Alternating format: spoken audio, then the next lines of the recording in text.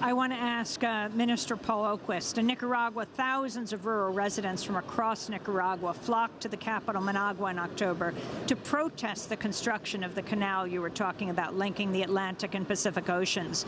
The $50 billion project will be larger than the Panama Canal and could displace, they say, up to 120,000 people. Many Nicaraguan residents traveled days to the protests. Police reportedly set up multiple roadblocks in a bid to prevent them from reaching the capital. This is one farmer, Rafael Angel Bermudez, who was among those calling for the repeal of the 2013 law allowing a Chinese firm to expropriate land in order to build the canal. I am a producer. They want to take our land with this canal. Here, the fight is ours. We don't want a canal. Get rid of Law 840 and we won't continue. It's Law 840 that we want them to get rid of, so we can work in peace and not waste our time here with this march. Can you respond, Paul Oquist, to the criticism of this canal? Over 80% of the Nicaraguan people consistently in the survey research are in favor of the canal. Our census of the canal route showed 7,100 families with 28,000 people along the canal route.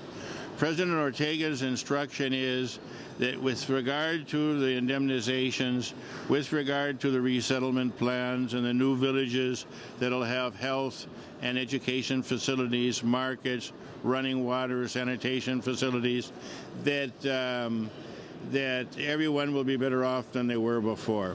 We think that these protests will have a short shelf life. The expiration date is when the settlement offers are made. Families can either accept a cash payment or they can go into the resettlement plan, in which it's a mix between cash, living in a new house with a new agricultural setup for them to be able to work and have sustainable livelihoods. Plus, the entire region's economy along the route will be dynamized by the canal. Canal Route 4 was chosen not because it was the least expensive, but because it had the lowest environmental and social impact. And subsequently, further actions have been taken to further reduce that impact. For example, no one in terms of these resettlement communities will be moved more than 12 kilometers from where they lived before. This is to maintain intact family structures, community structures, church structures, so that the community, the sense of community, is not lost in these resettlements. So we only have a very high-quality resettlement plan along the route. We only have a minute. President Ortega's not here.